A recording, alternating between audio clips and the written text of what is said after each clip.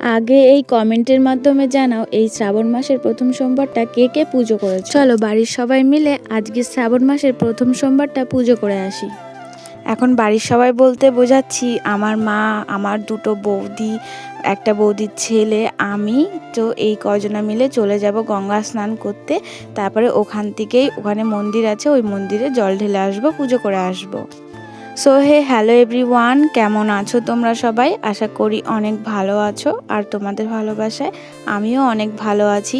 আর তোমরা দেখতেই পাচ্ছ রেডি হয়ে আমরা ড্রাম ডুম নিয়ে বেরিয়ে পড়েছি গঙ্গা স্নানে যাব সেই কারণে। আর ওইদিকে টোটোর অপেক্ষা করছিলাম। হ্যাঁ, বৌদিরা সবাই মিলে যাব, এটার আনন্দটা অন্যরকম। আর আমাদের ননদ আর বৌদিদের মধ্যে এত সুন্দর রিলেশন না, কারোর মধ্যে কোনো ওই বৌদি ননদের যে মুখ কালাকালি ভাব থাকে না, সেটা আমাদের মধ্যে নেই। আর এটা আমার নিজের সাথেও হয়েছে যে আমার যে একটা ননদ আছে ওর সাথেও আমাদের সেম এরকম। কোনো ননদ বৌদির মধ্যে যে খারাপ একটা রিলেশন এটা নেই। আমাদের বৌদি আর ননদদের মধ্যে পুরো বোনের মতন রিলেশন আমাদের মধ্যে। তো যাই হোক, দেখো সবাই মিলে রেডি হয়ে টোটোয় উঠে পড়েছি। টোটো চলে এসেছে। টোটো প্রথমে একবার এসেছিল, কিন্তু আমরা রেডি হতে পারিনি বলে সেই কারণে টোটো বাড়ি গিয়ে ভাত টাত খেয়ে স্নান করে তারপরে এসেছে, তার জন্য একটু লেট হয়েছে। আর এই যে দেখো সবাই মিলে এখন বেরিয়ে পড়েছি। এখানে মা আর বড় বৌদি বসেছে, আর আমার পাশে 2 নম্বর বড় বৌদি বসেছে। এখন 2 নম্বর বড় বৌদি বলতে যেই বড় বৌদিটা মায়ের পাশে বসেছে সে হচ্ছে ওই পাড়ায় থাকতো। তো এই কারণে বড় বৌদি বলতে এই বড় বৌদিকে সুবিধা হতো যে নিয়ে আমার পাশে বসেছে। তো এখন দুজনাই এই পাড়ায় চলেছে, সেই কারণে এখন একটু কনফিউজ হয়ে গেছি, কাকে কি বলে ডাকবো বুঝতে পারি না। এদিকে দুজনকেই আমি বড় বৌদি বলেই ডাকি, তাই ভাবছি যে 1 নম্বর 2 নম্বর করে নাম দিয়ে দেবো। তারপরে আমরা আস্তে আস্তে, তোমরা তো দেখলেই বাড়ির সামনে কোনো বৃষ্টি ছিল না, আর মাঝ রাস্তা থেকে এই যে এত পরিমাণে বৃষ্টি ধরেছে, তাই ভাবলাম মহাদেবের কাছে এসেছি, বৃষ্টিতে না ভিজলে হয়। সেই কারণে এই দেখো নেমে পড়েছি, আর এখন বৃষ্টিতে ভিজে ভিজে স্নান করে তারপরে জল ঢালতে চলে এসেছি। সবাই স্নান করে নিয়েছে, নিয়ে এই যে এখন জল ঢালছি। তোমরা দেখো, আমি আর কোনো কথা বলবো না।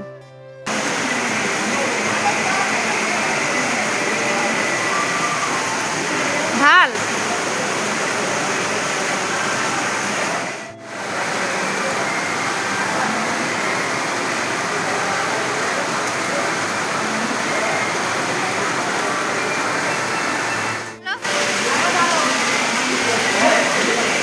ওইটুকু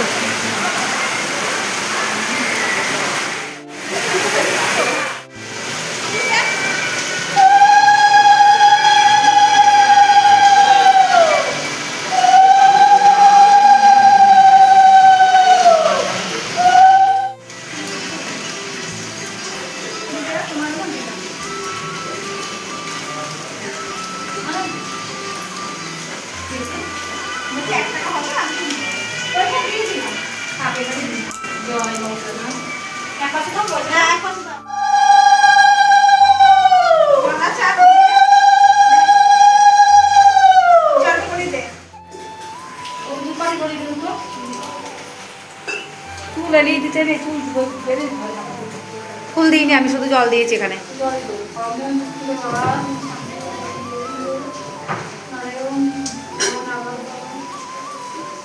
শিব ঠাকুরটাকে কি সুন্দর লাগছে দেখ মল্লিকা। হ্যাঁ,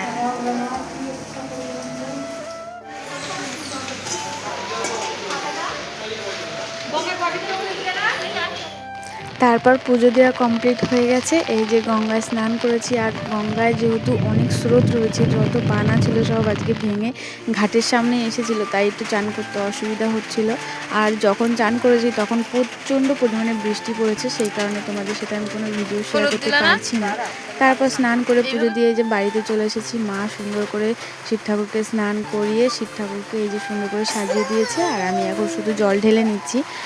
এরপর পুজো কমপ্লিট হয়ে যাওয়ার পর আমাদের প্রসাদ মাখানো তোমাদেরকে অবশ্যই দেখাবো, আমরা কি প্রসাদ খেয়েছি সেগুলো।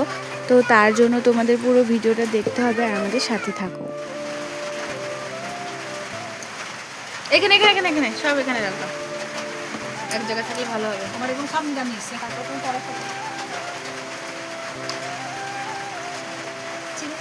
বাতাসে ভেঙে দিলে আলাদাই থাকবে না, ও বাইরে একা থাকবে, ওকে বলে দাও দাও।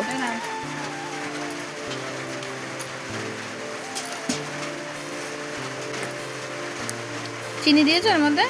চিনি তো 3 টেবিল স্পুন খাবার। কড়াই পাতা কিন্তু খেতে হয়, কড়াই পাতা নিয়ে খাবার। কড়াই কয়টি মতো করবে? এটা আমি নেবো, ওটা তুমি এর মধ্যে রাখো। 3 জনের 3টে হয়ে গেছে। ব্যাস, আর কত যাবো বলে দাও। কত হলে যাবে? খাওয়া হয়ে যাবে না, পাতা খেলে হাত পা ধুয়ে হওয়া ঢুকবে দেখা যাবে। কিছু রাখবি, ফল টল দিয়ে বেশি হয়ে গেছে, বুঝেছো? বাড়ি কিনে কলকাতা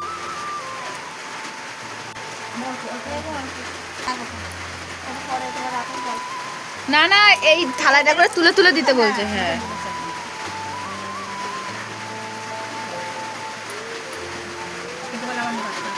আমাকেও অল্প করে দাও, সেটা বলবো না।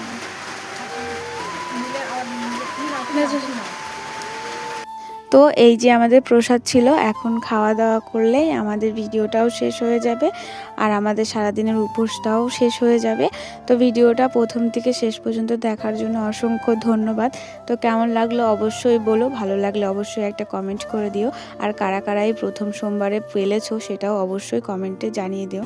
তো টাটা, আবার আসবো কালকে একটা নতুন ভিডিও নিয়ে।